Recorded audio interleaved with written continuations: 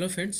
तो देखिए हम लोग जो ये क्यूई डेटा स्ट्रक्चर पढ़ रहे थे, क्यू को जो हम लोग इम्प्लीमेंट कर रहे थे अरे का यूज़ करके।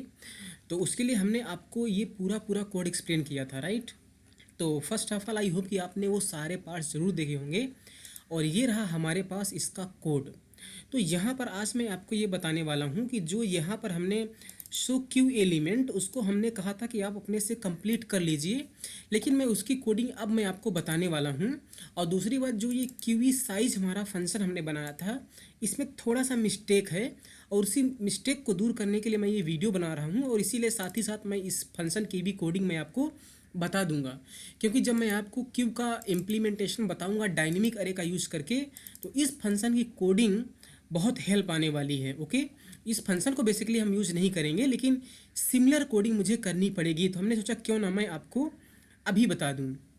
ओके, तो देखिए हमें एक मिस्टेक यहाँ पर ये हमने किया था कि जो क्यू का साइज़ है, अगर हमारा जो क्यू है अगर वो फुल होगा तो आप यहाँ पर देखिए ये वाला जो रिटर्न करेगा यहाँ से ये ज़ीरो रिटर्न करेगा।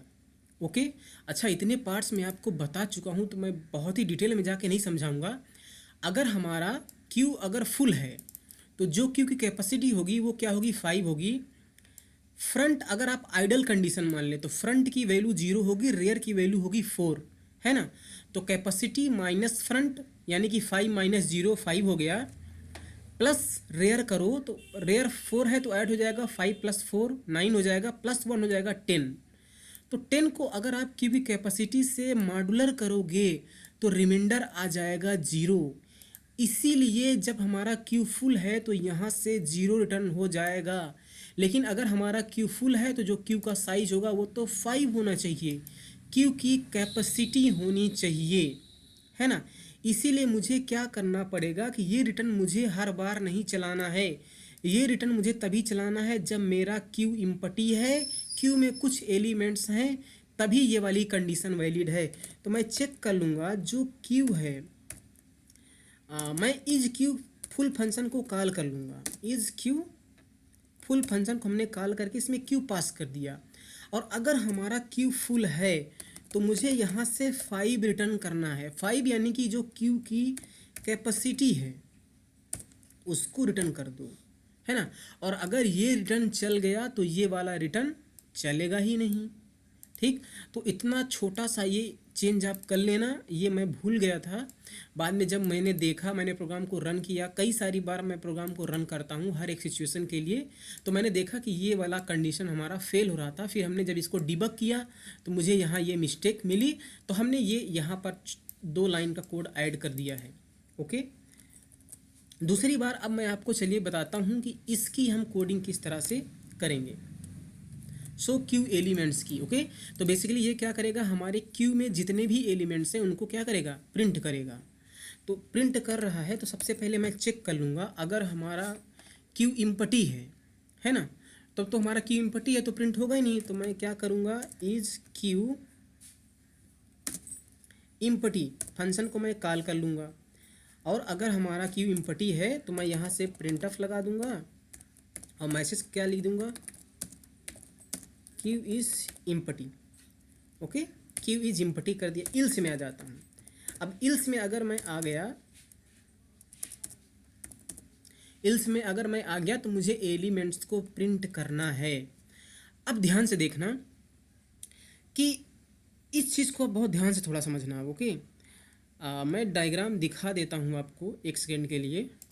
ओके, तो यहाँ पर देखिए ये हमारा डायग्राम है। तो सबसे पहले लेट्स से मैं क्या कर लेता हूँ, जो रेयर है, जो फ्रंट है, तो फ्रंट की वैल्यू मैं यहाँ पर क्या कर लेता हूँ, लेट्स से मैं 0 कर लेता हूँ। ओके, फ्रंट की वैल्यू मैं 0 कर लेता हूँ। और जो रेयर की वैल्यू है लेट्स से मैं 3 कर लेता हूँ। ओके, 3 है ये, सॉरी, और ये नहीं है हमारे में।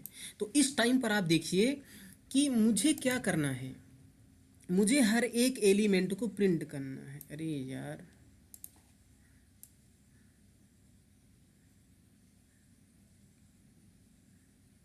ओके, मैं इसको अपने उससे लिख दे रहा हूँ यहाँ पर। तो यहाँ पर अभी क्या है, अभी ये 3 है। ओके, तो मुझे क्या करना है, मुझे वैल्यू प्रिंट करना है। तो फ्रंट से मुझे स्टार्ट करके रेयर तक जाना है। लेकिन अगेन यहाँ पर देखिए, जब हमारा सर्कुलर फैशन में भी हो सकता है, ये तो हमने आइडल कंडीशन लिखी है कि अगर मैं 0 से स्टार्ट करके 3 तक चला जाऊँ तो हमारे सारे एलिमेंट्स प्रिंट हो जाएंगे। लेकिन ये भी तो हो सकता है कि मान लो अगर हमारे पास यहाँ पर 3 ना होता, हमारे जो फ्रंट है, जो हमारा फ्रंट है उसकी वैल्यू 0 ना होती, उसकी वैल्यू 1 होती, है ना, या 1 होती, ठीक है। और मान लीजिए अगर हमारे पास यहाँ पर कुछ एलिमेंट्स होता 4, फिर यहाँ पर मान लीजिए हमारे पास एलिमेंट्स होता 5, और जो हमारा रेयर है उसकी वैल्यू 3 ना होके क्या होती, 0 होती। कुल मिला के कहने का मतलब ये है कि अगर हमारी फ्रंट की वैल्यू ग्रेटर देन रेयर होती तो वो सारी चीज़ों को मुझे करना है। अच्छा, एक बात अगर मैं आपसे पूछूं तो यहाँ पर आप सोच के बताइए कि मुझे एलिमेंट्स को देखिए प्रिंट करना है, तो सबसे पहले देखिए मुझे लूप चाहिए, तो मैं लूप लगा ले रहा हूँ। तो अगर मुझे साइज़ मिल जाए, सबसे पहले देखिए मैं साइज़ निकाल लेता हूँ। साइज़ हमारा क्या करेगा कि मुझे हेल्प करेगा किस चीज़ में, अगर मुझे साइज़ पता चल गया तो कम से कम मुझे ये तो पता चल जाएगा ना कि हमारे इस अरे में कितने एलिमेंट्स हैं, है ना।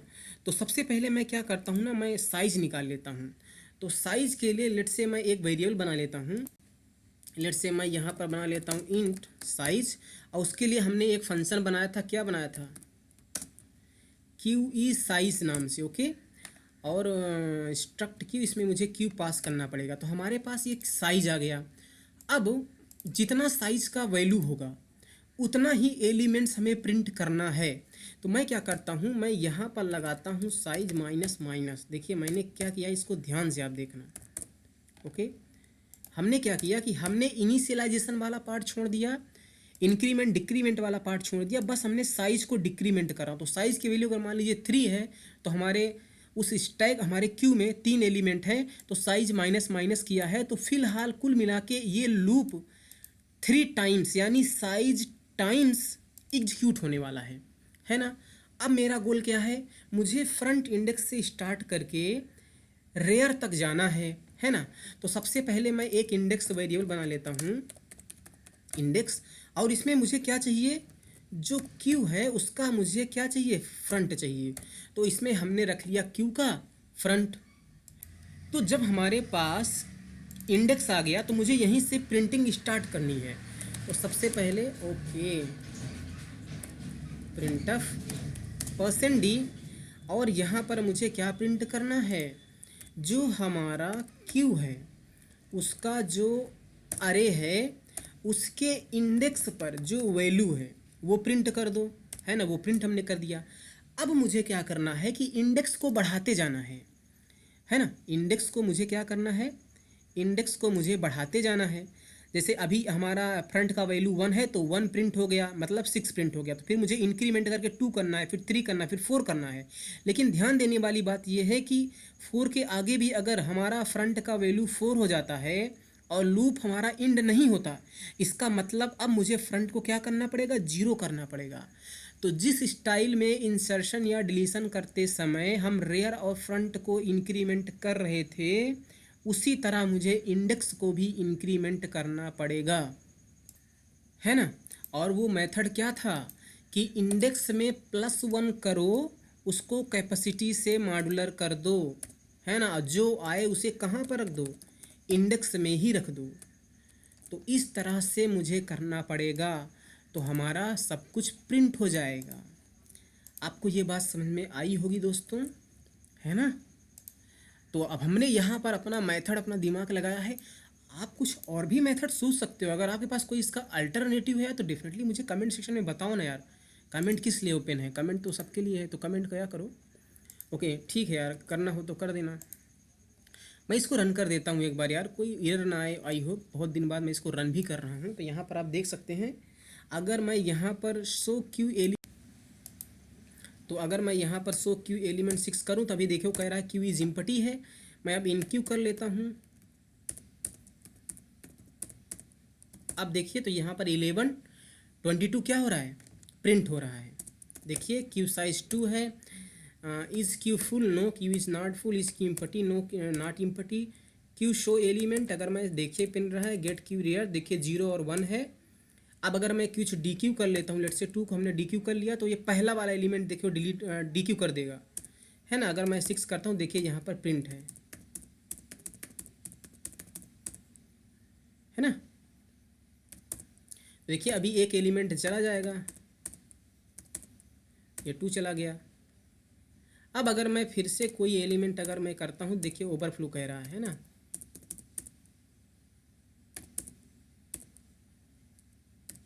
है ना।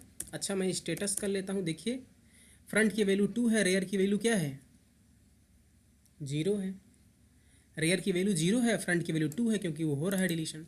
तो सब कुछ परफेक्टली वैलिड है, आप फिर से कर लेना। ओके अभी आप देखिए 0 0 पर आ गया दोनों, है ना, क्योंकि वो हो गया। अभी एक मैं और डिलीट कर दूंगा तो -1 हो जाना चाहिए स्टेटस में। देखिए हो गया -1। Okay fine. So I hope आपको इसमें आया होगा दोस्तों। तो ये हमारा क्यू का जो इम्प्लीमेंटेशन है अरे का यूज़ करके इंड हो जाता है। और इसी में मैं थोड़ा सा मॉडिफाई करके की को किस तरह से डायनेमिक अरे का यूज़ करके इम्प्लीमेंट करते हैं, मैं इसी कोड में इम्प्रूवमेंट कर दूंगा। तो मेक श्योर कि ये कोड आपको अच्छे से आना चाहिए। और जो ये वाला फंक्शन है डायनेमिक अरे में, हम लोग क्या करते हैं, जब हमारा पुराना अरे फुल हो जाता है तो नया अरे डबल साइज़ का बना के उसमें हम एलिमेंट्स की कॉपी करते हैं। तो कॉपी करने के लिए भी मुझे यही वाला कोड लिखना पड़ेगा, इनफैक्ट ये वाला लूप लिखना पड़ेगा। इसीलिए हमने आपको इसकी कोडिंग बता दी। तो थैंक यू सो मच।